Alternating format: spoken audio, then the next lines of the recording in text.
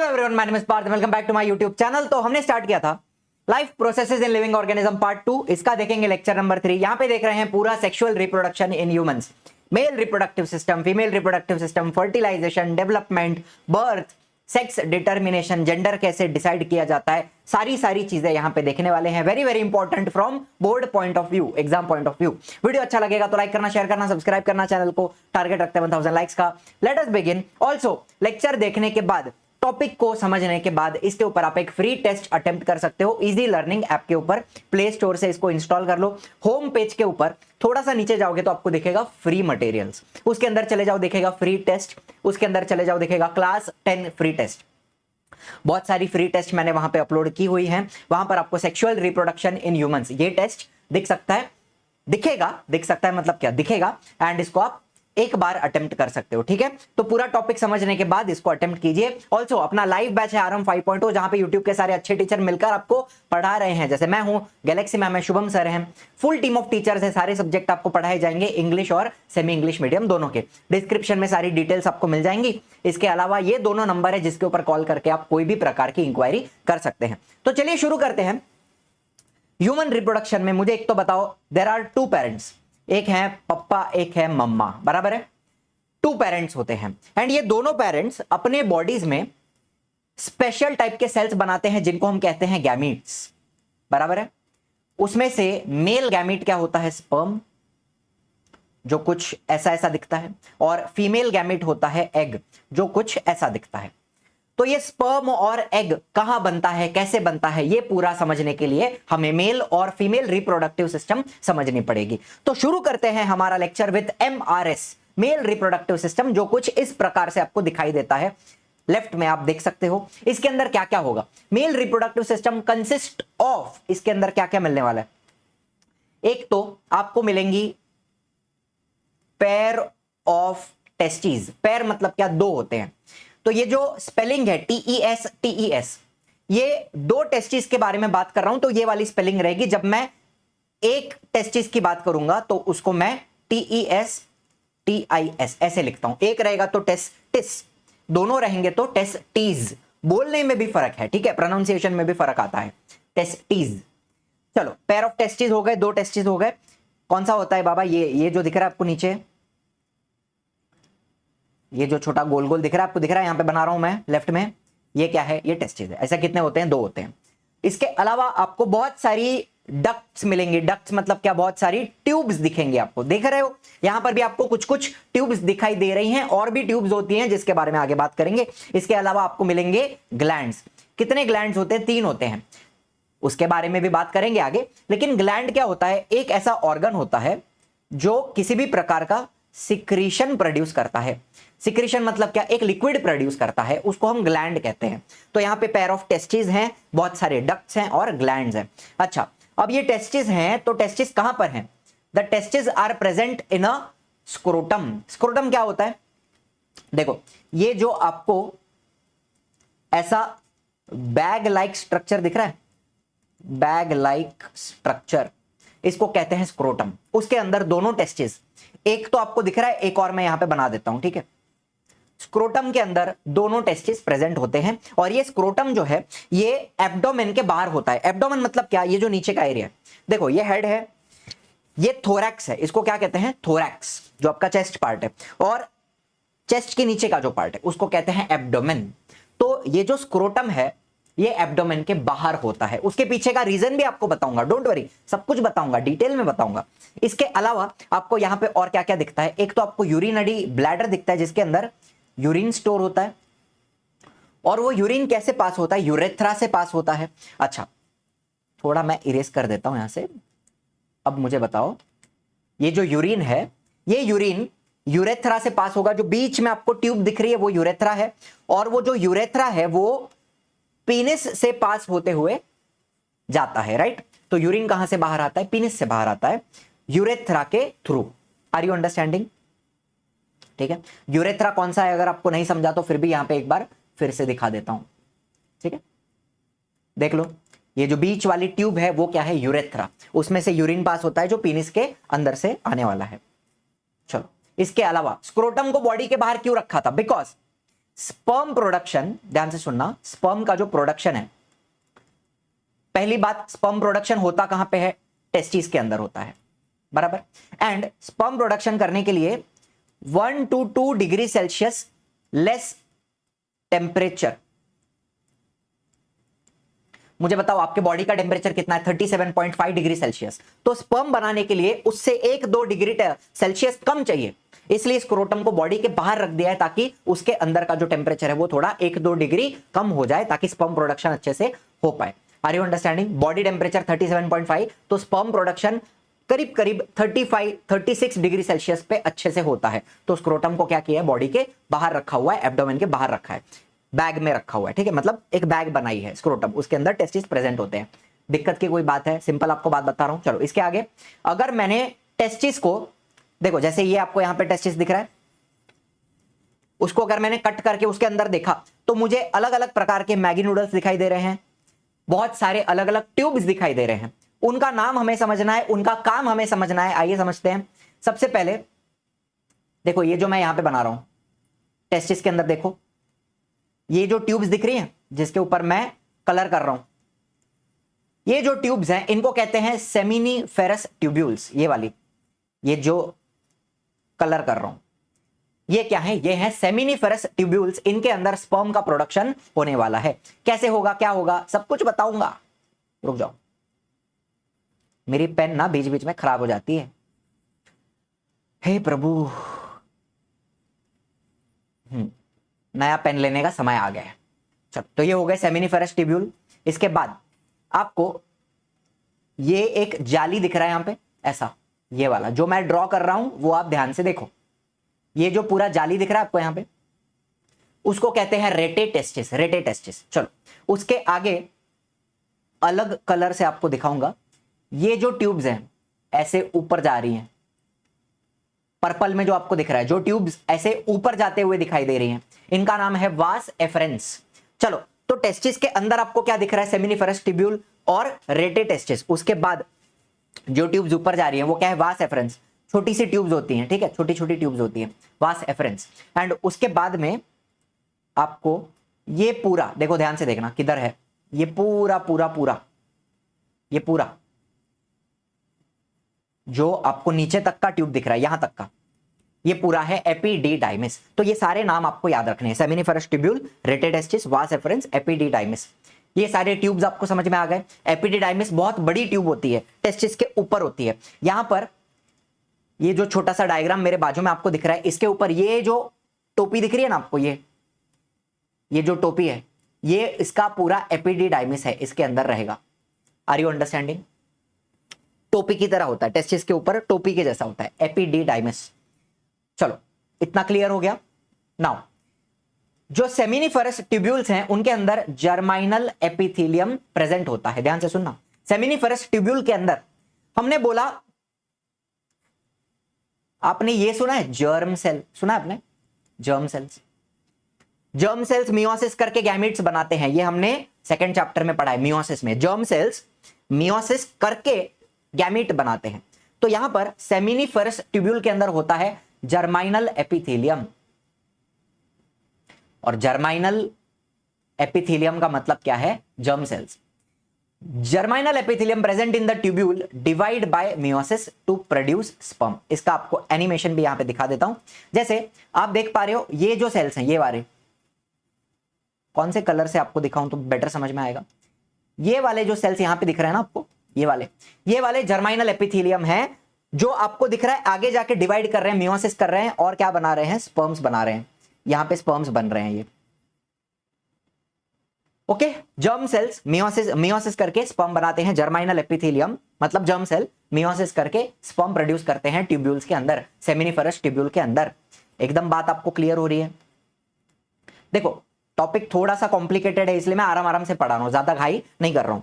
अभी स्पर्म बनने के बाद वो स्पर्म पास कैसे होंगे, कहां से पास होते होते बाहर आएंगे, तो उनका कोर्स हमें समझना है। कोर्स मतलब क्या? उनका जो रास्ता है जिससे वो बाहर आएंगे, कौन सी ट्यूब से पास होंगे, तो course of sperm in the testis. तो सबसे पहले मुझे बताओ, देखो मेरी पेन क्या हो गया है इसको, अरे चल जा, हाँ इरेज हो जा। The immature sperms pass into rated testis, तो सबसे पहले जो स्पर्म बनते हैं किधर बनते हैं, सेमिनिफरस ट्यूब्यूल के अंदर, ये बन गए। फिर ये इमेच्योर स्पर्म्स है, अभी तक ये पूरी तरह से मैच्योर हुए नहीं है, तो इमेच्योर स्पर्म अभी किधर जाते हैं, रेटेड टेस्टिस के अंदर जाते हैं। वहां से वो कहां जाएंगे, then they will go to vas efferens and then they will go to epididymis, सीधा सीधा रास्ता है। सेमिनिफरस ट्यूब्यूल के अंदर बने, वहां से वो रेटे टेस्टिस में गए, वहां से वो वास एफरेंस से पास होते होते किधर चले गए, एपिडिडाइमिस के अंदर चले गए। अब ये एपिडिडाइमिस बहुत बड़ी होती है, कितनी बड़ी होती है आपको बताता हूं। चलो, उसके अंदर स्पर्म्स पास होंगे इस तरह और नीचे पहुंचे, ठीक है। तो अब कहानी को समझना, the sperms become mature and able to fertilise the ovum. जब ये स्पर्म एपिडिडाइमिस से पास होते हैं, ये जो एपिडिडाइमिस है ये 6 मीटर लंबी होती है, कितनी होती है, 6 मीटर लंबी। तो स्पर्म्स को टाइम लगता है 6 मीटर एपिडिडाइमिस में से पास होने के लिए। तो ड्यूरिंग दैट टाइम ये लोग मैच्योर हो जाते हैं। मैच्योर मतलब क्या, स्पर्म के पास आपको पता है एक टेल होती है, ठीक है, एक क्या होती है, टेल। तो ये जो टेल है ये पहले एक्टिव नहीं होती, लेकिन जब वो स्पर्म एपिडिडाइमिस में से पास होते होते होते नीचे आते हैं तो उनकी जो टेल है वो एक्टिव हो जाती है एंड वो टेल ऐसे ऐसे मूव करने लगती है।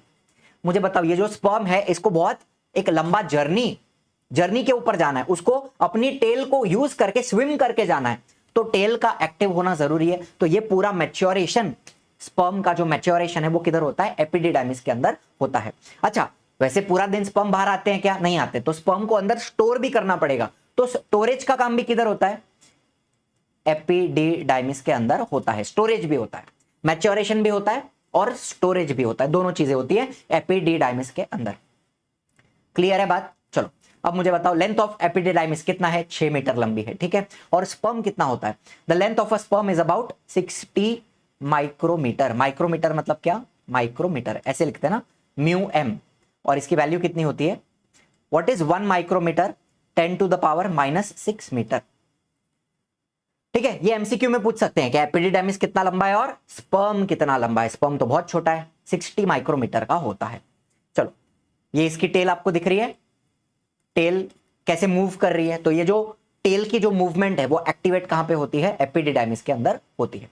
चलो, सो फार सो गुड, एकदम क्लियर बता दिया आपको मैंने। माइक्रोमीटर को माइक्रोन भी कहते हैं, तो कंफ्यूज मत होना, अगर कहीं पे माइक्रोन लिखा है इसका मतलब माइक्रोमीटर होता है। चलो, अभी ये जो दूसरी ट्यूब आपको दिखाई दे रही है, कौन सी वाली, ये वाली, यहां से जो अभी ये ट्यूब जा रही है ना ऊपर, इसको कहते हैं वास डिफरेंस। वास एफरेंस अंदर था, वास एफरेंस किधर था, ये वाला, ये वास एफरेंस था जो अंदर था। और अभी कौन सा ट्यूब आपको मैं बता रहा हूं, अभी मैं आपको बता रहा हूं वास डिफरेंस। यहां से स्पर्म अभी ऊपर जाने वाले हैं। देखो मेरे बाजू में जो डायग्राम आपको दिख रहा है उसके अंदर आपको ये वाली ट्यूब दिख रही है जो ऐसे ऊपर जा रही है, मेरे बाजू में आप देख पा रहे हो जो ट्यूब ऊपर जा रही है ये है वास डिफरेंस, ठीक है। उसमें से स्पर्म अभी ऊपर जाएंगे ऐसे।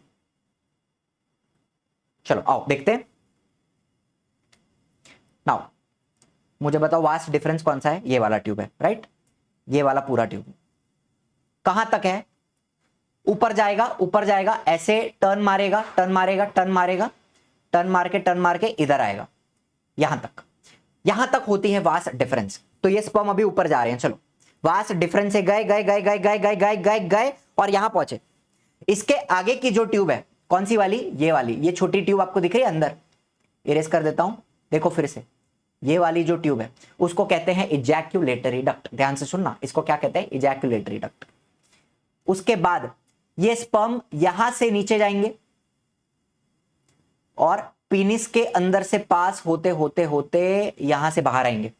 तो ये जो दूसरी ट्यूब है अंदर वाली, उसको क्या कहते हैं, यूरेथ्रा कहते हैं या तो यूरिनोजेनिटल डक्ट कहते हैं। अब मेरी बात ध्यान से सुनना, ये यूरिनरी ब्लैडर है, यूरिनरी ब्लैडर जिसके अंदर यूरिन स्टोर होता है, और यूरिन भी यूरेथ्रा से ही बाहर आता है। लेकिन एक बात समझना कि दोनों चीजें साथ में नहीं आती। जब यूरिन आ रहा होगा तब स्पर्म नहीं आ पाएंगे, उनका रास्ता बंद हो जाएगा, एंड जब स्पर्म आने वाले हैं तब यूरिन नहीं आ पाएगा, उसका रास्ता बंद हो जाएगा। यहां पे एक छोटा सा गेट होता है, यहां पे ये जो दिख रहा है, येलो कलर का बना रहा हूं, वहां पे एक छोटा गेट होता है, तो जब स्पर्म बाहर आने वाले हैं तो वो गेट बंद हो जाएगा, यूरिन नहीं आ पाएगा। दोनों चीजें साथ में नहीं आएंगी, स्पर्म और यूरिन साथ में नहीं आएंगे, ये बात अपने दिमाग में फिट कर लो। चलो मुझे बताओ, क्या आपको मेरी पेन, क्या आपको सारे पार्ट समझ में आ गए? अच्छा ये क्या है? ये पीनिस है, बराबर है, ठीक है।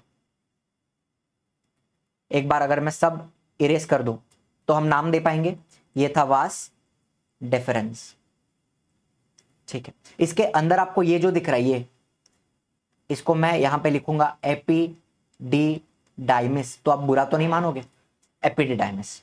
चलो वास डिफरेंस, उसके बाद ये जो पतली ट्यूब है ये है इजैक्यूलेटरी डक्ट। मेरी पेन को क्या हो गया है? नया पेन लेना पड़ेगा, फंडिंग नहीं है, पैसा नहीं है, पटक पटक के चलाओ, पटकने के बाद भी नहीं चल रही है, बेशरम। हाँ, इजैक्यूलेटरी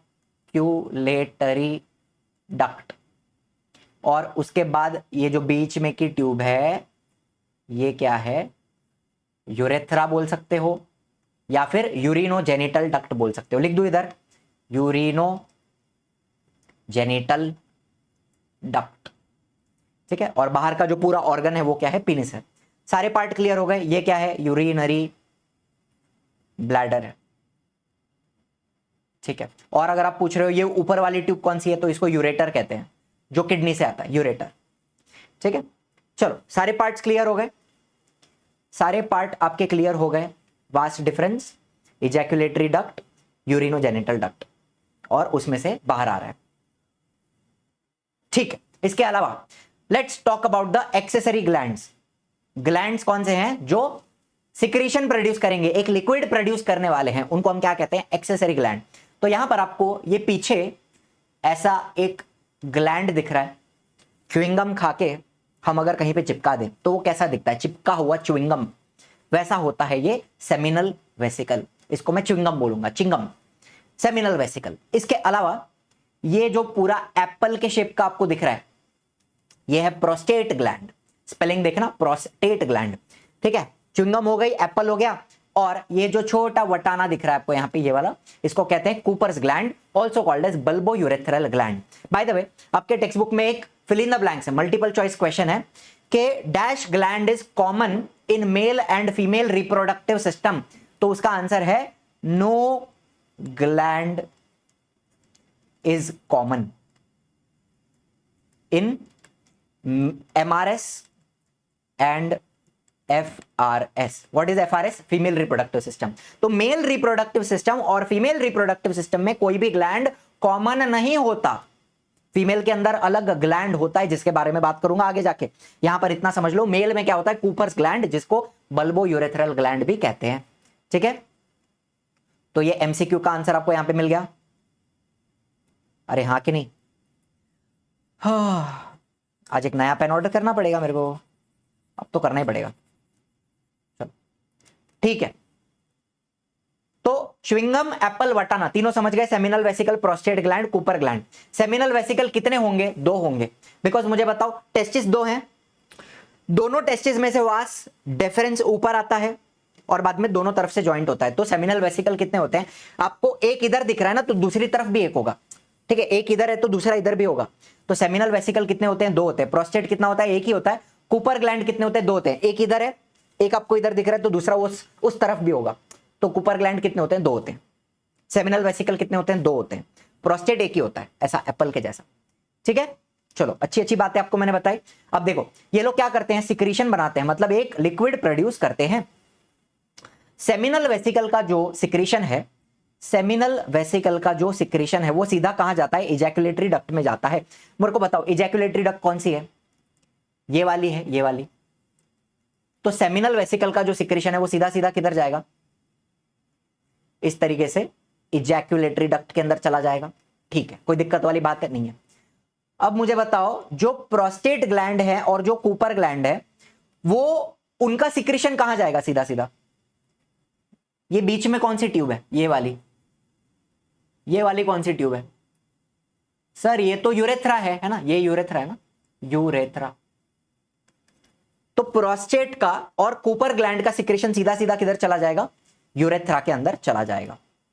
ठीक है, ये दो बातें आपको यहां पे याद रखनी है, कोई दिक्कत वाली बात है नहीं है। सेमिनल वेसिकल का सिक्रेशन किधर जाता है, इजैक्यूलेटरी डक्ट में। प्रोस्टेट का और कूपर का किधर जाता है, यूरेथ्रा में जाता है। एंड ये सारे सिक्रेशंस बाद में मिक्स हो जाते हैं। मुझे बताओ, स्पर्म आए थे, स्पर्म स्पर्म किधर से आए थे, नीचे से, ये जो वास डिफरेंस है वहां से स्पर्म ऊपर ऊपर आए, ठीक है, स्पर्म आए, प्लस ये सारे सिक्रीशंस, ये सारे सिक्रीशंस भी आएंगे, सेमिनल वेसिकल, प्रोस्टेट, कूपर, सारा सिक्रीशन मिक्स हो जाएगा। तो स्पर्म और सिक्रीशन मिक्स होने के बाद एक फ्लूइड बनेगा, कम ऑन, यस और नो। तो ये जो फ्लूइड बनेगा इसको कहेंगे सीमेन। ठीक है, स्पर्म प्लस ऑल सिक्रीशंस मिलकर के क्या बनता है, सीमेन बनता है। चलो आगे चलते हैं, देखो क्या लिखा है, sperm plus secretion of all the glands, seminal vesicle, prostate and Cooper, सारे सिक्रीशन मिला करके स्पर्म के साथ मिक्स हो जाएंगे, तब बनता है सीमेन। सीमेन एक फ्लूइड होता है, एक मिक्सचर होता है, बराबर है। एंड जब ये सीमेन बाहर आता है, मुझे बताओ ये कौन है, पेनिस। ठीक है, जब ये सिक्रीशन, जब ये सीमेन पूरा बाहर आता है, तब पेनिस कैसा होता है, इरेक्ट। इरेक्ट मतलब क्या, स्ट्रेट हो जाता है। इसके पीछे का रीजन क्या है कि पेनिस के अंदर बहुत सारे ब्लड वेसल्स होते हैं। ब्लड वेसल्स कैसे ब्लड वेसल्स होते हैं, एम्प्टी ब्लड वेसल्स, एम्प्टी, खाली।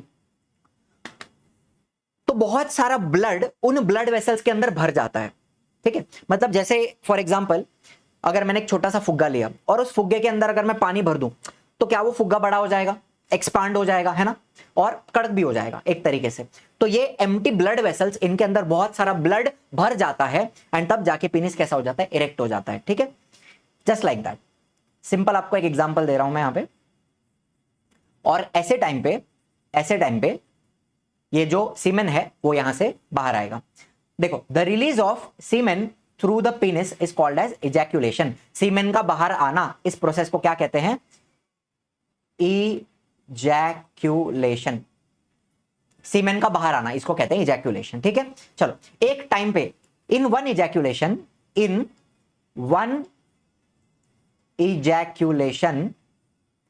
100 to 300 million sperms are released. एक टाइम पे, एक इजैक्यूलेशन में 100 to 300 मिलियन स्पर्म बाहर आते हैं। And sperm has to cross the distance of approximately 6.5 metre.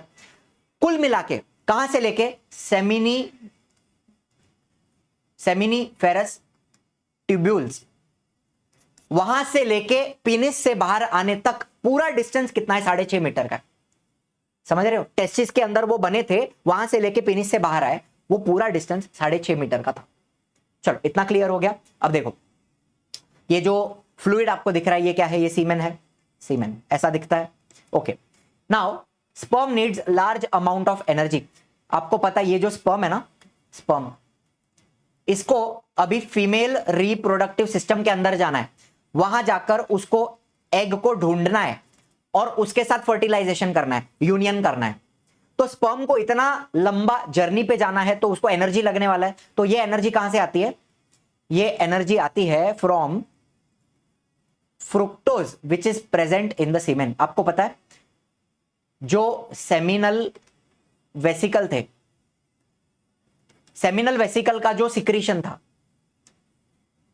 Seminal vesicle का जो भी सिक्रीशन था, उसमें प्रेजेंट होता है फ्रुक्टोज।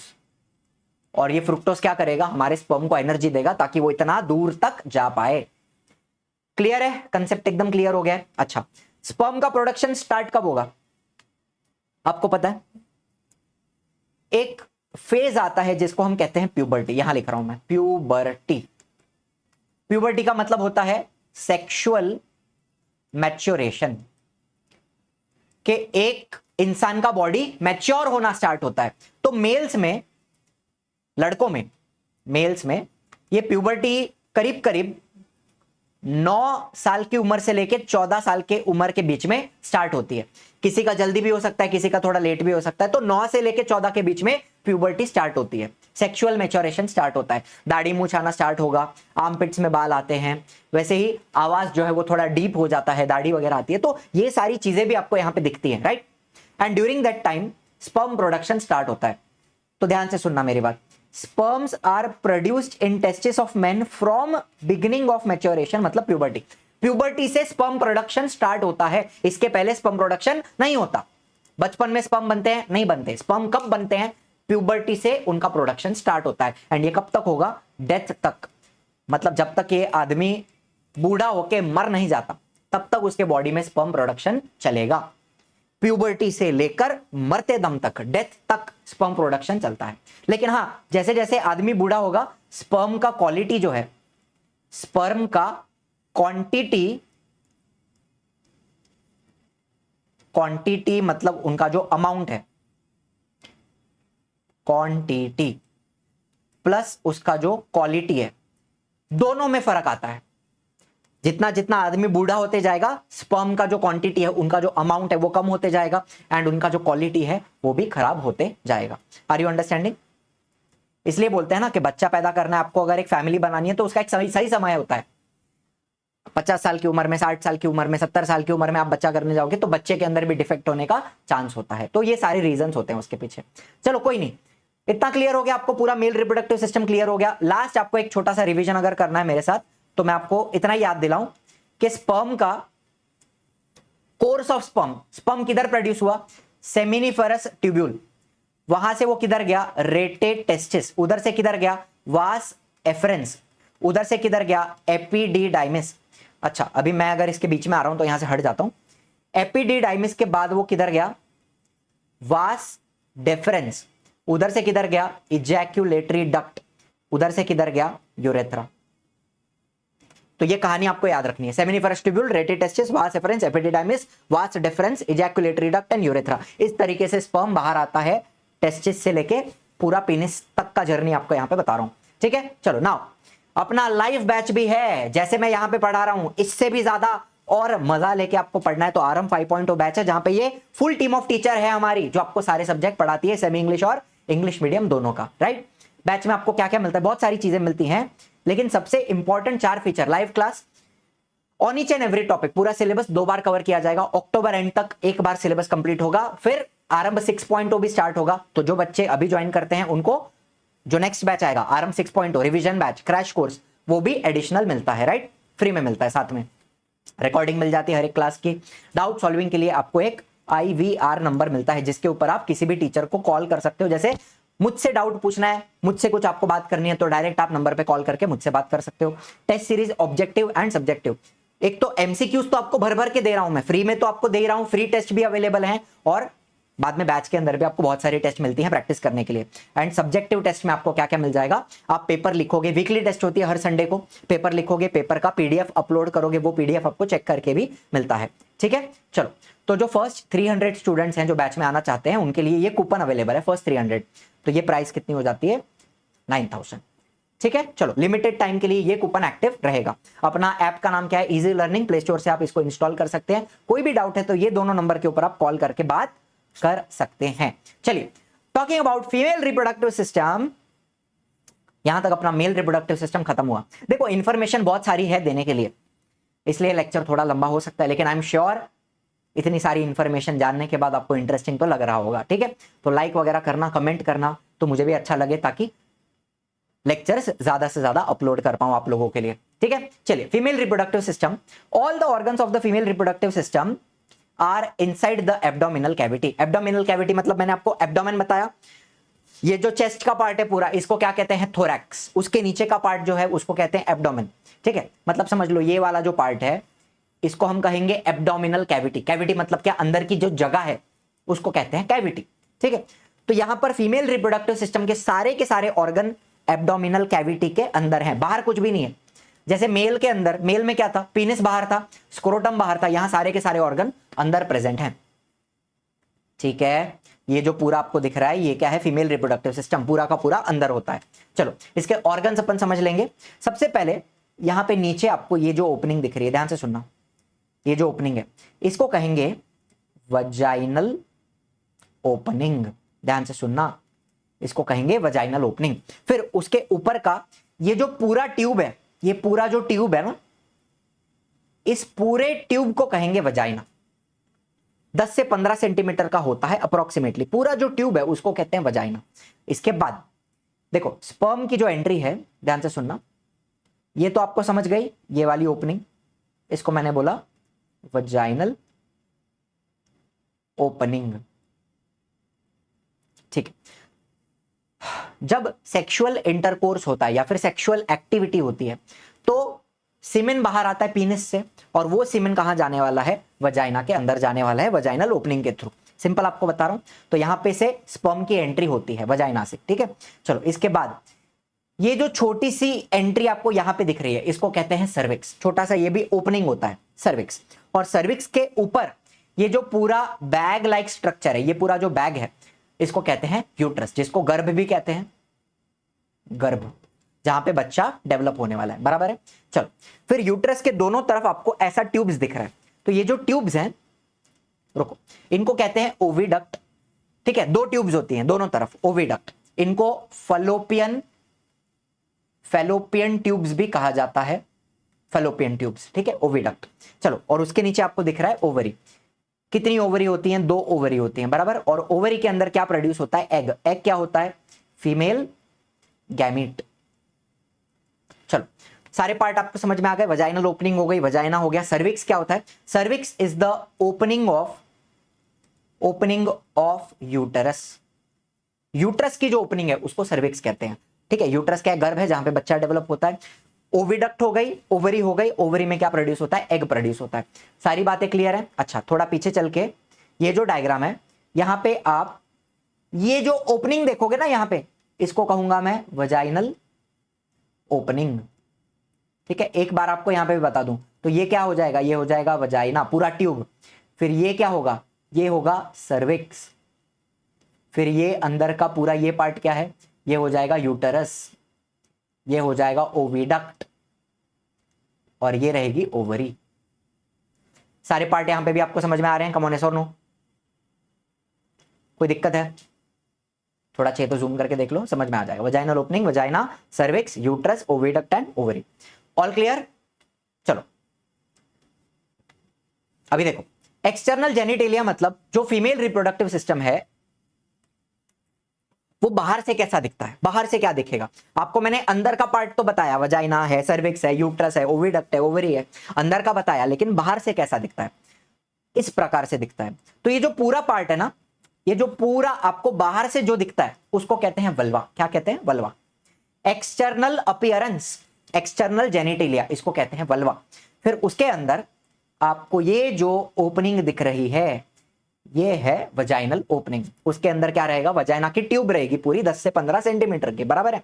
इसके अलावा जैसे मेल्स में बल्बो यूरेथ्रल ग्लैंड थे, मेल में कूपर्स ग्लैंड थे ना, जिनको बल्बो यूरेथ्रल ग्लैंड भी कहते हैं। वैसे यहां पर दूसरे ग्लैंड होते हैं, इनका नाम है बार्थोलिन्स ग्लैंड। ये कहां होते हैं? वजाइना के अंदर होते हैं। मतलब आपको ये जो पहले का डायग्राम है, ये वाला डायग्राम, इसमें अगर दिखाऊं तो बार्थोलिन ग्लैंड यहां पर होंगे, अंदर की तरफ, साइड में। और वो भी क्या करते हैं? सिक्रीशन प्रोड्यूस करते हैं, एक लिक्विड प्रोड्यूस करते हैं। समझ में आई आपको बात?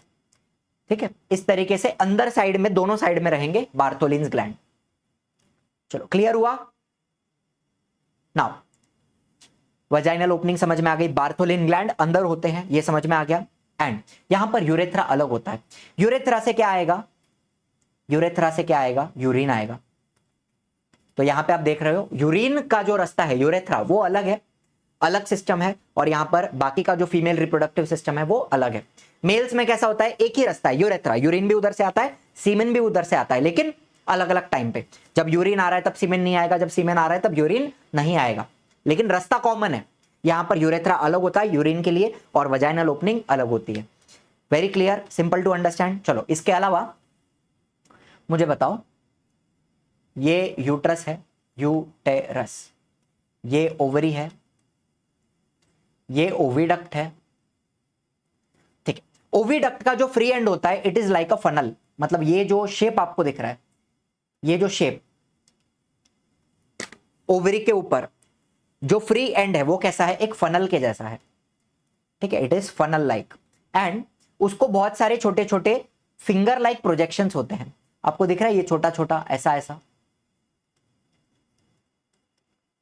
Finger like projections, finger like projections, ठीक है, इनको कहते हैं फिम्ब्रिए। ये क्या करते हैं वो भी आपको आगे बताऊंगा, ठीक है, आपको आगे बताऊंगा।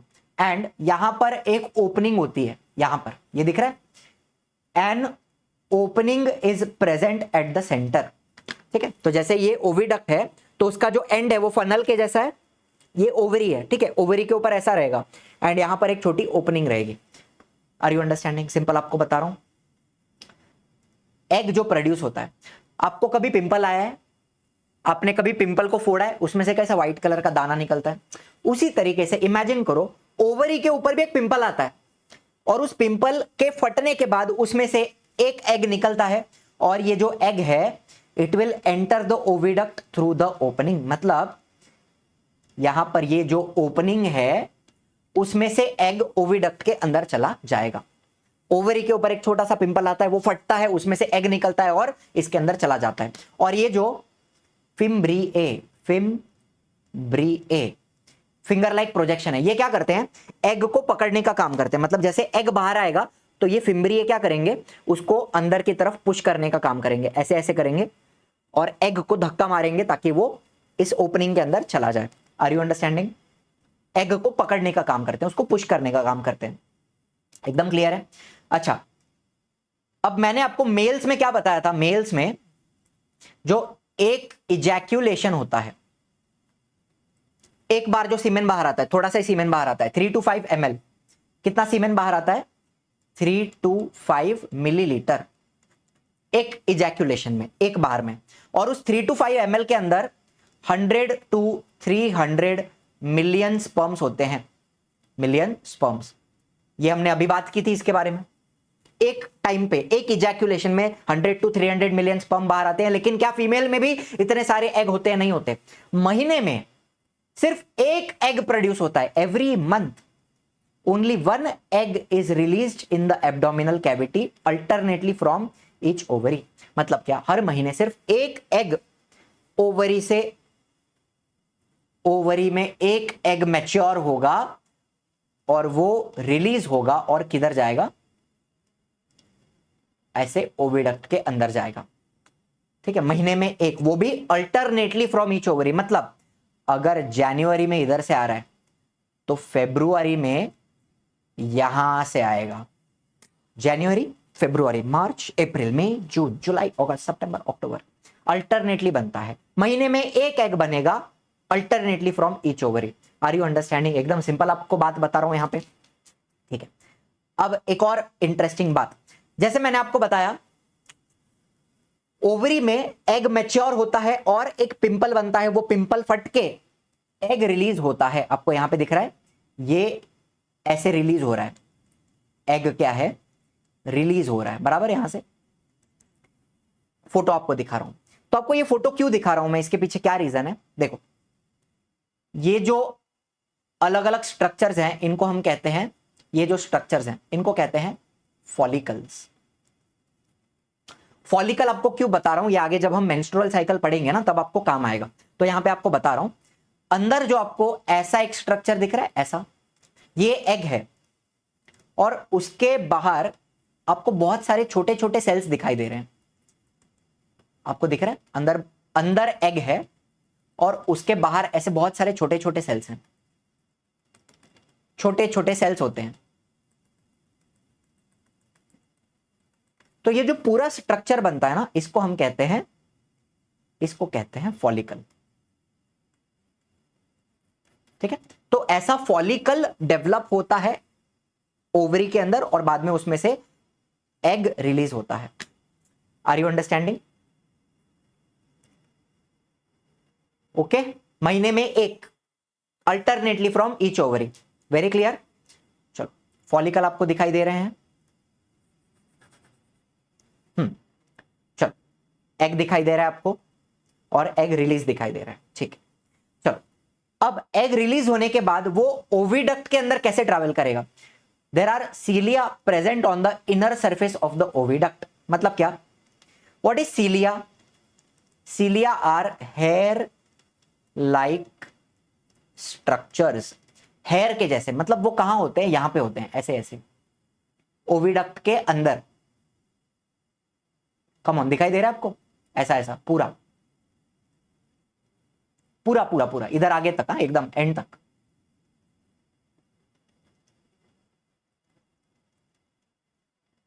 और ये क्या करते हैं? एग को पुश करने का काम करेंगे, ऐसे ऐसे मूव करेंगे। सीलिया क्या करेगा? ऐसे ऐसे मूव करेगा और एग को आगे आगे पुश करेगा। कहां पुश करेगा? यूट्रस की तरफ। ये आपका यूट्रस है ना। These cilia push the oocyte towards the uterus। अच्छा, अभी एक सिंपल एक और चीज बता देता हूं। देखो, यहां पे oocyte लिखा है, तो 10th स्टैंडर्ड के लिए आपको सिंपल कर देता हूं। एग, oocyte एंड ओवम, ये तीनों सेम चीजें हैं, सेम मीनिंग है तीनों का। अगर मैं कभी एग एग बोलूं तो भी वही है, oocyte बोलूं तो भी वही है, ओवम बोलूं तो भी वही है, ठीक है। फीमेल गैमिट के 3 अलग नाम है, एग बोल सकते हो, oocyte बोल सकते हो, ओवम बोल सकते हो, सेम चीज है, ठीक है। कौन है ये लोग? ये हैं फीमेल गैमीट। ओके, तो सीलिया क्या करता है? ऐसे ऐसे झूलेगा और एग को पुश करेगा टुवर्ड्स द यूट्रस, oocyte को पुश करेगा टुवर्ड्स यूट्रस। चलो, अब आपको एक बात बताता हूं। चलो मुझे बताओ, मेल में क्या हो रहा था? मेल में स्पर्म प्रोडक्शन कभी स्टार्ट होता है? स्पर्म प्रोडक्शन स्टार्ट होता है प्यूबर्टी में, और कब तक चलता है? डेथ तक चलता है ना, मरते दम तक चलता है। सही बात है, प्यूबर्टी में शुरू होता है, मरते दम तक चलता है। लेकिन फीमेल्स में ऐसा नहीं होता है। फीमेल्स में at the time of birth, जब एक फीमेल गर्ल, एक बेबी गर्ल जब पैदा होती है, at the time of birth already 2 to 4 million immature oocytes in the ovary of the female foetus. Foetus मतलब क्या? बेबी। ये जो बच्चा है ना, उसको हम फीटस कहते हैं। तो पैदा होने के समय ही ओवरी के अंदर, ये 2 ओवरी आपको दिख रही है, ओवरी दिख रही है, उसके अंदर इमेच्योर oocytes ऑलरेडी बने हुए होते हैं, कितने होते हैं? 2 to 4 मिलियन। दोनों ओवरी मिला के 2 to 4 मिलियन। मतलब एक ओवरी में कितना रहेगा? समझ लो, यहां पे 1 to 2 मिलियन है और यहां पे 1 to 2 मिलियन है, तो दोनों मिला के 2 to 4 मिलियन। इमेच्योर oocyte का मतलब क्या है? मुझे बताओ। गैमीट जो है, मेल गैमीट, फीमेल गैमीट, ये मियोसिस से बनते हैं। तो इमेच्योर oocyte का मतलब क्या है? इनका मियोसिस इनकम्प्लीट है, मियोसिस इनकम्प्लीट है, इसलिए मैं उनको क्या कहता हूं? इमेच्योर oocyte कहता हूं। तो ये मैच्योर कब होंगे? जब एक लड़की का प्यूबर्टी स्टार्ट होगा। आपको बताता हूं, देखो, पैदा होने के समय 2 to 4 मिलियन इमेच्योर oocyte हैं, इतना आपको समझ गया। इमेच्योर का मतलब आपको क्या बताया? उसका मियोसिस इनकम्प्लीट है, ठीक है। तो अब वो कब मैच्योर होंगे? जब लड़की का प्यूबर्टी स्टार्ट होगा। An oocyte will mature and it is released from ovary every month from the beginning of maturity up to the age of menopause. मतलब क्या? जब एक लड़की का प्यूबर्टी स्टार्ट होता है, ध्यान से सुनो, प्यूबर्टी स्टार्ट कब होता है? 8 से 13 साल के एज के बीच में, फीमेल्स में। फॉर फीमेल्स की प्यूबर्टी जल्दी होती है, मेल्स की थोड़ी लेट होती है। मेल्स में क्या बताया मैंने आपको? मेल का क्या बताया? 9 से लेके 14। फीमेल का क्या बताया? 8 से लेके 13, ठीक है। फीमेल्स का प्यूबर्टी स्टार्ट होता है। कैसा पता चलता है कि प्यूबर्टी स्टार्ट हुआ? पीरियड्स आने स्टार्ट होते हैं, उसको हम बोलेंगे बिगिनिंग ऑफ मैच्योरिटी, मतलब मैच्योरेशन स्टार्ट हो गया। पीरियड्स आने स्टार्ट हुए मतलब प्यूबर्टी स्टार्ट हो गई। Are you understanding? तो जब पीरियड आने स्टार्ट होते हैं, उसको हम कहते हैं मेनार्च। मेनार्च मतलब क्या? पीरियड्स आने स्टार्ट हुए, मेनार्च कहते हैं, ठीक है। तो जब पीरियड्स आने स्टार्ट होंगे तो फिर हर महीने एक एग मैच्योर होगा, अपना मियोसिस कंप्लीट करेगा और ओविडक्ट में रिलीज होगा। Are you understanding? और ये कब तक होता है? पूरा जिंदगी नहीं होता। मेल्स में कैसा है, मरते दम तक, डेथ तक स्पर्म प्रोड्यूस होता है ना, डेथ तक, लेकिन फीमेल्स में ऐसा नहीं है। जब एक फीमेल अप्रोक्सीमेटली 45 टू 50 ईयर्स का उसका एज हो जाता है, तब उसके पीरियड्स स्टॉप हो जाते हैं, पीरियड्स आने बंद हो जाते हैं, उसको कहते हैं मेनोपॉज।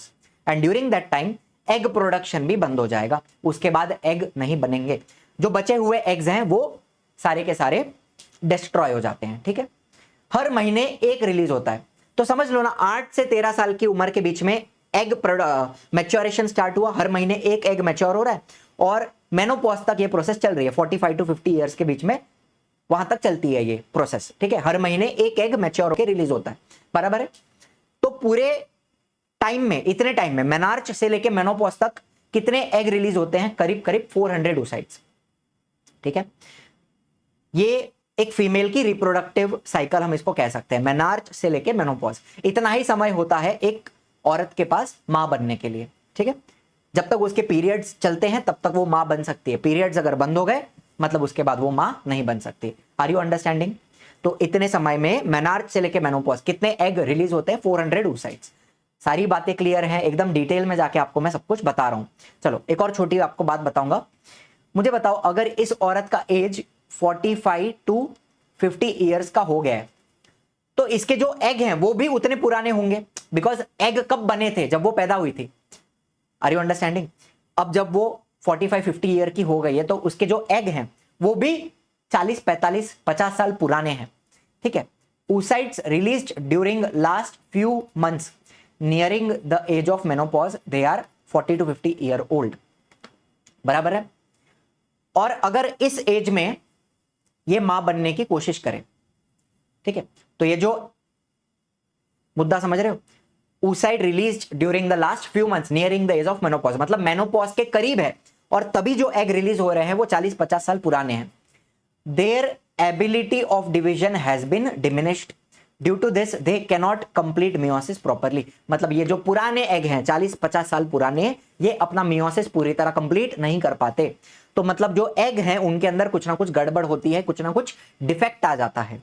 एंड अगर तब ये औरत मां बनने की कोशिश करे या प्रेग्नेंट हो जाए, तो जो बच्चा होगा, बच्चे के अंदर कुछ ना कुछ बीमारी होने का चांस होता है, कोई ना कोई जेनेटिक डिसऑर्डर होने का चांस होता है। फॉर एग्जाम्पल के लिए डाउन सिंड्रोम। ठीक है, एग्जाम्पल के लिए डाउन सिंड्रोम। समझ में आ रहे हो? आ रहा है आपको समझ में? जो एग एकदम लास्ट में रिलीज होते हैं, nearing the age of menopause, menopause के करीब, वो एग 40-50 साल पुराने हैं, उनकी जो डिवीजन करने की क्षमता है वो कम हो गई है, वो बराबर से अपना डिवीजन कंप्लीट नहीं कर पाते, मियोसिस कंप्लीट नहीं कर पाते, तो जो बच्चा पैदा होगा उसमें कुछ ना कुछ बीमारी आ सकती है, for example down syndrome.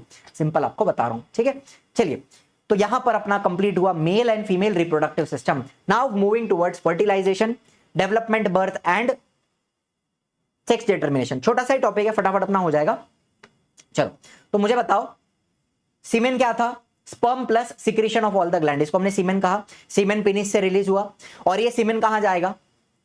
Vagina के अंदर जाएगा, वहां से स्पर्म्स अपनी जर्नी स्टार्ट करेंगे। मुझे बताओ, semen is ejaculated through penis during कॉप्युलेशन।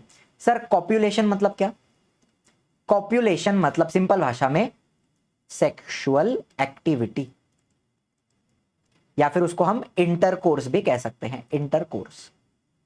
ठीक है, तो during that time semen release होगा, सीमेन कहां जाएगा? वजाइना के अंदर जाएगा।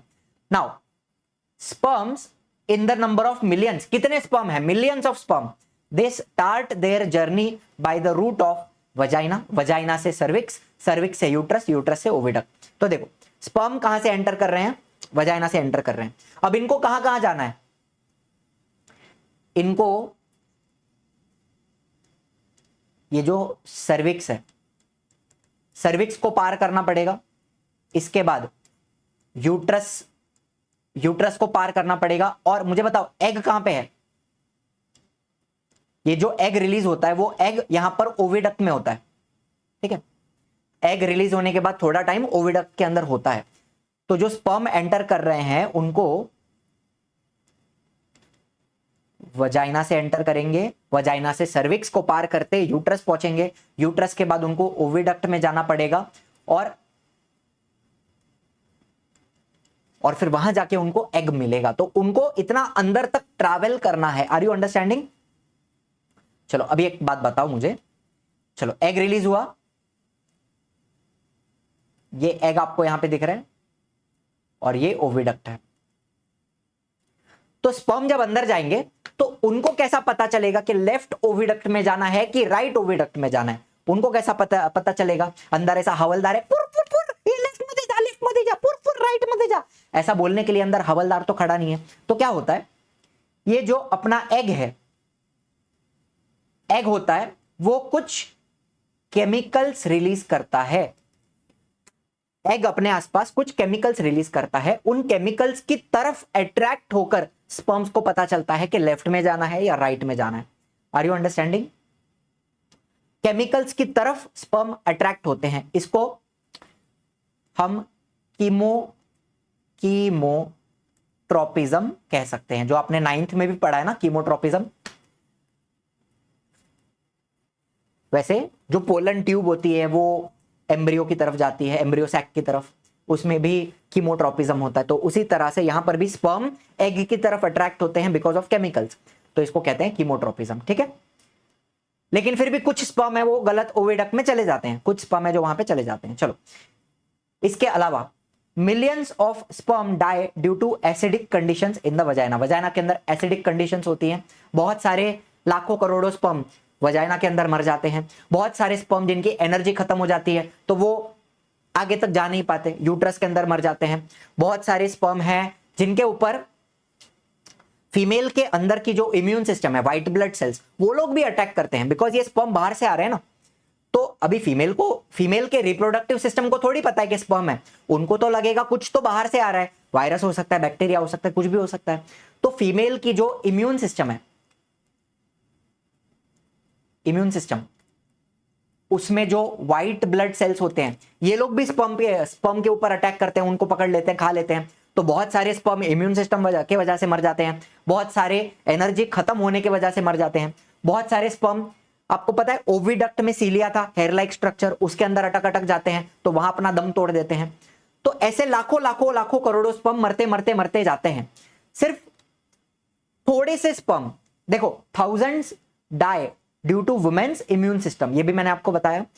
गिने चुने 100-200 स्पर्म, 100 to 200 स्पर्म एग तक फाइनली पहुंच पाते हैं। Out of millions, 100 to 300 million sperm आए थे ना, उसमें से सिर्फ 100-200 स्पर्म एग तक पहुंच पाते हैं। एंड उसमें से एक स्पर्म जो सबसे पहला पहुंचा, जो इस रेस को जीता, वो एग के अंदर जाकर फर्टिलाइजेशन करेगा, बाकी सारे स्पर्म फिर खत्म हो जाएंगे। Are you understanding? जो पहला पहुंचा, only one sperm will manage to penetrate the egg, penetrate मतलब एग के अंदर जाएगा, and fertilisation will occur in the oviduct. Fertilisation कहां होता है? ओविडक्ट में होता है। ये एक बहुत ही इंपॉर्टेंट एमसीक्यू है, ध्यान से सुनना, it is a important MCQ. Fertilisation किधर होता है? ओविडक्ट में होता है। ठीक है, अच्छा सर, अगर 2 स्पर्म घुस गए तो एक और स्पर्म अंदर घुस गया तो? नहीं होता है। अगर ऐसा बाय चांस हुआ कि 2 स्पर्म अंदर घुस गए तो जाइगोट जो है वो फॉर्म नहीं होगा, बच्चा नहीं बनेगा। ठीक है, आपका जो जाइगोट है वो जाइगोट कैसा होना चाहिए? डिप्लॉयड होना चाहिए ना, 2n, एक एग और एक स्पर्म, एक एग और एक स्पर्म मिलके डिप्लॉयड जाइगोट बनता है। तो वही जाइगोट आगे बच्चा बन सकता है। अगर 2 स्पर्म अंदर घुस गए, 3 स्पर्म अंदर घुस गए तो जाइगोट नहीं बनेगा, बच्चा डेवलप नहीं होगा। सिंपल आपको बता देता हूं, ठीक है, ज्यादा इसमें कुछ रॉकेट साइंस नहीं है। अब मुझे बताओ, ये पूरा फर्टिलाइजेशन बॉडी के अंदर हो रहा है, किधर हो रहा है? बॉडी के अंदर। तो हम क्या बोलते हैं? Fertilisation is internal in humans. Humans में कैसा है? इंटरनल, बॉडी के अंदर हो रहा है। ठीक है, एंड फर्टिलाइजेशन से क्या बनता है? जाइगोट बनता है। सर एक्सटर्नल फर्टिलाइजेशन होता है क्या? हाँ, फिशेस में होता है, फ्रॉग्स में होता है। अगर मैं एक फ्रॉग का एग्जांपल लूं तो आपको पता है, जो मेल फ्रॉग होता है वो अपने स्पर्म पानी में छोड़ देता है, और जो फीमेल फ्रॉग होती है वो भी अपने एग पानी में छोड़ देती है।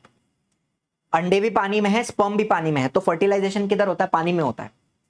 एक्सटर्नल फर्टिलाइजेशन, इसको क्या कहते हैं? External fertilisation. ह्यूमंस में ऐसा नहीं होता, ह्यूमंस का फर्टिलाइजेशन अंदर होता है, इंटरनल होता है।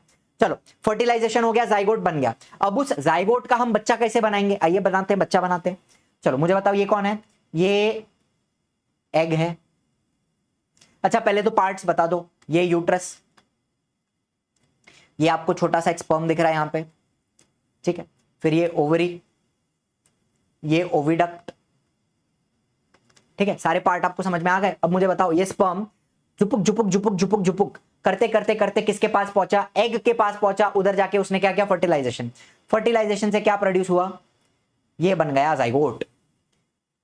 Zygote is the first cell of baby. बच्चे का पहला सेल कौन होता है, जाइगोट होता है। अब ये जाइगोट क्या करेगा मेरे को बताओ। एक जाइगोट से अगर मुझे इतना बड़ा बच्चा बनाना है तो मुझे इसका डिवीजन करना पड़ेगा। तो एक जाइगोट डिवाइड करके 2 सेल बनेगा, फिर डिवाइड करके 4 सेल बनेगा, 4 का 8 बनेगा, 8 का 16 बनेगा, 16 का 32 बनेगा, 32 का 64, 128, 256, 512, 1024, ऐसे करके धीरे धीरे धीरे वो बड़ा होगा। Are you understanding. जाइगोट क्या करेगा, सेल डिवीजन करेगा और धीरे धीरे ग्रो करेगा। सिंपल बात आपको बता रहा हूं। चलो अब मुझे बताओ, 2 सेल दिख रहा है आपको, डिवाइड करके 2 हो गया। और ये कौन से डिविजन्स होते हैं, माइटोटिक डिविजन्स होते हैं। जाइगोट से जब पूरा बेबी डेवलप होता है तो कौन सा डिवीजन होता है, माइटोसिस। ग्रोथ के लिए मुझे बताओ यहां पे क्या हो रही है, ग्रोथ हो रही है ना। तो ग्रोथ करने के लिए क्या करना पड़ता है, माइटोसिस करना पड़ता है। तो यहां पर माइटोसिस होगा। चलो 4 बना, 4 का 8 बनेगा, 8 का 16 बनेगा, 16 का 32 बनेगा। धीरे धीरे it will become a ball of cells, और उस बॉल ऑफ सेल को कहते हैं एम्ब्रियो। चलो ये एम्ब्रियो और आगे आगे जाएगा, और आगे आगे जाते जाते, अच्छा एक और बात, ये जो स्टेज है ना जहां पे आपको दिख रहा है अंदर के सेल्स एक कोने में लग गए हैं, अंदर के सेल्स जो हैं वो एक कोने में चले गए हैं और बीच में खाली जगह बन गई है। ये जो स्टेज है इसको कहा जाता है ब्लास्टोसिस्ट। इस स्टेज को कहते हैं ब्लास्टोसिस्ट, जहां पे अंदर के जो सेल्स हैं वो एक कोने में चिपक जाते हैं, ठीक है। चलो फिर इसके आगे ये जो लेयर आपको दिख रहा है अंदर, ये वाला यूट्रस के अंदर का जो लेयर होता है इसको कहते हैं एंडोमेट्रियम। एंडोमेट्रियम यूट्रस के अंदर का लेयर। तो ये जो एम्ब्रियो बना है वो आगे चलते चलते इस प्रकार से एंडोमेट्रियम के अंदर अटैच हो जाता है। एक मिनट, फिर से यहां लिख दूं मैं, इस लेयर को क्या कहते हैं, एंडोमेट्रियम। एंडोमेट्रियम नाम याद रखना, आगे बहुत काम आएगा। तो उसके अंदर ये एम्ब्रियो चिपक जाता है, इसको कहते हैं इम्प्लांटेशन। एंड जब इम्प्लांटेशन होता है हम कहते हैं the women is now pregnant. बहुत बार इंप्लांटेशन नहीं हो पाता तो वुमेन प्रेग्नेंट नहीं होती, लेकिन जब इंप्लांटेशन हुआ, सक्सेसफुली हुआ, तब हम बोलते हैं कि अब ये औरत, अब ये लेडी, अब ये वुमेन प्रेग्नेंट हो चुकी है सक्सेसफुली। चलो इतना कहानी आपको समझ में आ गया। अब इसके बाद इंप्लांटेशन होने के बाद वहां पर ये एम्ब्रियो ग्रो होगा और बड़ा होगा, ठीक है।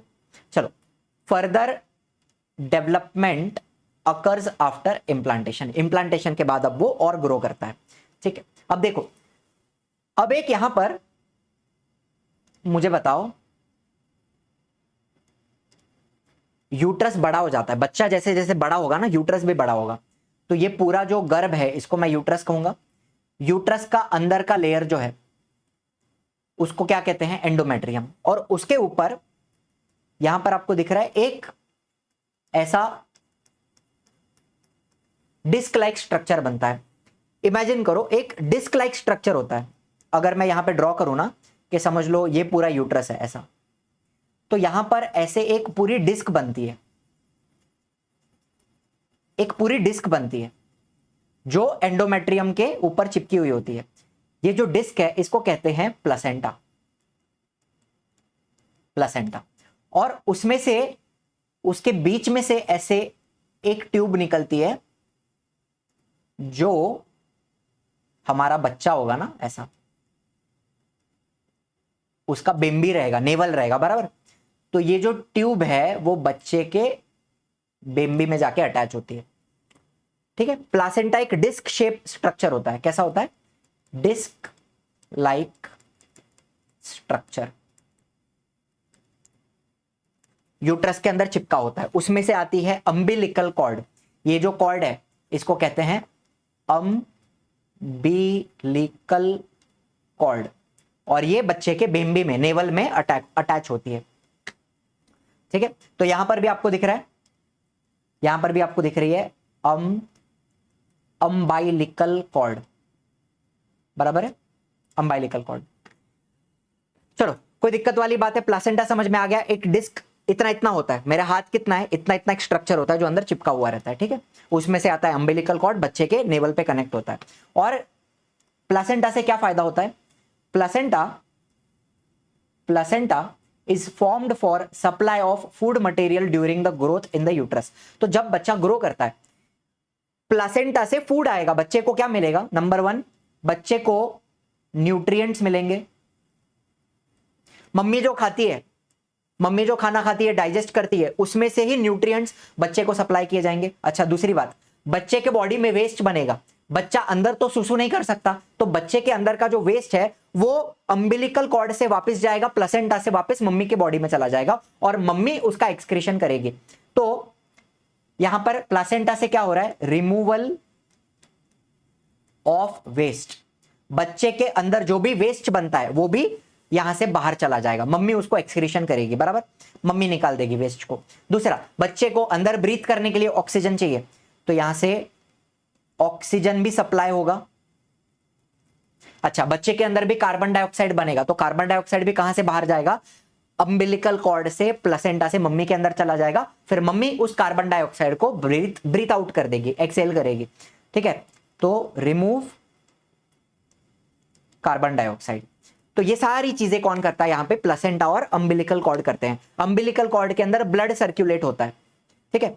अम्बिलिकल कॉर्ड के अंदर क्या, ब्लड सर्कुलेट होता है। सिंपल बात आपको समझ में आ गई, प्लेसेंटा की डिस्क लाइक स्ट्रक्चर है, उसमें से अम्बिलिकल कॉर्ड आती है, ठीक है। न्यूट्रिएंट सप्लाई किए जाएंगे बच्चे को, बच्चे के अंदर का वेस्ट रिमूव किया जाएगा, ऑक्सीजन सप्लाई किया जाएगा, कार्बन डाइऑक्साइड भी रिमूव किया जाएगा। ये सारी बातें यहां पे होती है। चलो, इसके बाद आपको दिख रहा है यहां पे, ये एक आपको ऐसा स्ट्रक्चर दिख रहा है, ये बैग ऐसा डिस्क जैसा, ये है प्लेसेंटा, उसमें से ये अम्बिलिकल कॉर्ड बच्चे के बेम्बी में, नेवल में अटैच होती है। क्लियर है। चलो, तो 9 महीना होने के बाद embryonic development is completed approximately with in 9 months. 9 महीने में पूरा एम्ब्रियो डेवलप हो जाएगा, बच्चा बन जाएगा, इसको हम कहते हैं एम्ब्रियोनिक डेवलपमेंट, ठीक है। 9 महीने के बाद कंप्लीट होगा एंड बच्चे को बाद में बाहर निकाला जाएगा, डिलीवर किया जाएगा, ठीक है। जो बच्चा बाहर आता है उसको हम कहते हैं, मतलब बच्चे की जो डिलीवरी होती है उसको हम कहते हैं पार्चुरिशन, पार्चुरिशन, ठीक है। चलो, बच्चा डिलीवर कर लिया हमने सक्सेसफुली। फर्टिलाइजेशन कहां हुआ, कैसे हुआ, इंप्लांटेशन हुआ एंडोमेट्रियम में, बच्चा डेवलप हुआ, 9 महीने में वो बाहर आया। प्लेसेंटा क्या होता है, अम्बिलिकल कॉर्ड क्या होती है, अम्बिलिकल कॉर्ड के अंदर ब्लड होता है, सर्कुलेट होता है वो, ठीक है। चलो, और ये भी याद रखना, अम्बिलिकल कॉर्ड में बच्चे का ब्लड होता है, बेबी का ब्लड। बेबी का ब्लड और मम्मी का ब्लड मिक्स नहीं होता, बेबी का और मम्मी का ब्लड कभी मिक्स नहीं होता, अम्बिलिकल कॉर्ड के अंदर बच्चे का ही ब्लड होता है, ठीक है। चलो, तो अभी लास्ट टॉपिक यहां पे देखेंगे, सेक्स डिटर्मिनेशन। लड़का होगा या लड़की होगी, कैसे पता चलेगा, आइए समझते हैं। मुझे बताइए, पापा के अंदर चलो 46 क्रोमोसोम है, मम्मी के अंदर भी 46 क्रोमोसोम है। ये 46 क्रोमोसोम का अगर मैं आपसे हिसाब मांगू तो आप बोलोगे हाँ सर, इधर 44 प्लस XY रहेगा। पापा के अंदर 44 ऑटोसोम्स होंगे और XY सेक्स क्रोमोसोम होंगे, बराबर। और मम्मी के अंदर का हिसाब मांगूंगा तो 44 plus XX sex chromosome XX होते हैं, बराबर। पापा जब स्पर्म बनाते हैं तो 2 टाइप के स्पर्म बनेंगे, ये जो X और Y है ये क्रोमोसोम सेपरेट हो जाएंगे, बराबर। मियोसिस में हमने पढ़ा है ना, होमोलोगस क्रोमोसोम, या फिर जो क्रोमोसोम की पेयर होती है वो पेयर सेपरेट हो जाती है, बराबर। तो एक्स और वाई सेपरेट हो जाएंगे। तो दो प्रकार के स्पर्म बनते हैं, एक बनता है 22+X वाला स्पर्म और एक बनता है 22+Y वाला स्पर्म। उसमें 22 ऑटोसोम्स हैं और X क्या है, सेक्स क्रोमोसोम, Y क्या है, सेक्स क्रोमोसोम। और मम्मी के अंदर XX है ना, तो एक ही प्रकार का एग बन सकता है 22+X या फिर 22+X। ठीक है, तो चलो अब मुझे बताओ, अगर पापा का एक स्पर्म 22+X वाला मम्मी के एग के साथ फ्यूज हुआ 22+X, तो बच्चे के अंदर क्या जाएगा 44+XX, मतलब ये क्या बनेगा, गर्ल चाइल्ड बनेगी, लड़की बनेगी। एंड पापा का अगर Y वाला स्पर्म जाता है 22+Y वाला 22+X के साथ जाता है, तो क्या बनता है, ये बनता है लड़का। तो मुझे बताओ लड़का होगा या लड़की, ये किसके ऊपर डिपेंड करता है, it depends on sex chromosome, इधर लिखो ऐसा, sex chromosome present in sperm. Sperm के अंदर X है या Y है, इसके ऊपर डिपेंड करेगा लड़का होगा या लड़की होगी। 50-50 चांस होता है, दो ही प्रकार के स्पर्म है ना, तो 50-50 चांस है, या तो लड़का या तो लड़की। ठीक है, चलो तो मुझे बताओ, in this way the chance for the child being male और फीमेल इज 50%, 50-50 चांस होता है। एंड यहां पर द सेक्स मतलब क्या, जेंडर ऑफ द ऑफस्प्रिंग मतलब क्या, baby, is determined by the chromosome that is they inherit from the father. जो पापा से क्रोमोसोम आ रहा है उसके ऊपर डिपेंड करेगा। ठीक है, तो मम्मी को ब्लेम करना, फीमेल को ब्लेम करना, तेरे वजह से लड़का नहीं हो पा रहा है, तू हमें लड़का नहीं दे पा रही है, ऐसी है वैसी है, कंप्लीटली रॉन्ग। जो इलिटरेट लोग हैं, जिनको अवेयरनेस नहीं है, जिनको साइंस नहीं पता, गाँव वाव की बात कर रहा हूं, तो वो लोग हमेशा औरत के ऊपर ब्लेम डाल देंगे, because females are easy targets, है ना, इजी टारगेट है, तेरे वजह से नहीं हो रहा है, तेरे वजह से नहीं हो रहा है, तू बच्चा नहीं दे पा रही है, लड़का नहीं दे पा रही है, it's very easy to blame. लेकिन ये अगर अवेयरनेस आपके पास है तो आपको पता है कि स्पर्म के ऊपर डिपेंड करता है लड़का होगा या लड़की होगी। ठीक है, बहुत सिंपल आपको बात यहां पे बता रहा हूं। चलो आज का लेक्चर अपन यहां पे समाप्त कर रहे हैं। बहुत सारी चीजें पढ़ी है हमने, male reproductive system, female reproductive system, fertilisation, development, birth, बहुत कुछ पढ़ा है हमने। ठीक है, पूरा ह्यूमन रिप्रोडक्शन हमने पढ़ा है। अब इसमें से डायग्राम कौन से इंपॉर्टेंट है, एक तो फीमेल रिप्रोडक्टिव सिस्टम का डायग्राम आपको करना है, इंपॉर्टेंट है, ड्रॉ करके प्रैक्टिस करो बिकॉज एग्जाम में पूछा जाता है। अच्छा, इसके पहले भी हमने फ्लावर पढ़ा था, फ्लावर का डायग्राम इंपॉर्टेंट है एग्जाम पॉइंट ऑफ व्यू से। इसके अलावा ये जो सेक्स डिटर्मिनेशन का जो क्रॉस है ना, वो स्पर्म का और एग का, जेंडर डिटर्मिनेशन का, सेक्स डिटर्मिनेशन का, वो आपको करना है, वो डायग्राम आपको आना चाहिए, वो आंसर आपको आना चाहिए। वेरी वेरी इंपॉर्टेंट आंसर, ये जो आंसर है ना, ये जो चार्ट है, very very important, star mark कर रहा हूं इसको मैं। स्टार भी घटिया बनते हैं मेरे, बराबर नहीं बन रहे। हाँ, triple star from exam point of view. ठीक है, इंपॉर्टेंट है। चलो तो आज के लिए इतना ही। एमसीक्यू टेस्ट आप लोग अटेम्प्ट कर सकते हो। आई होप आपको मजा आया, आई होप सारे डाउट्स क्लियर हैं। कुछ नहीं क्लियर है तो कमेंट में बता देना, मेरे से हो पाएगा तो मैं रिप्लाई कर दूंगा, बता दूंगा आपको। ठीक है, thank you so much for joining, I will see you in the next one. Bye bye, जय हिंद, जय महाराष्ट्र।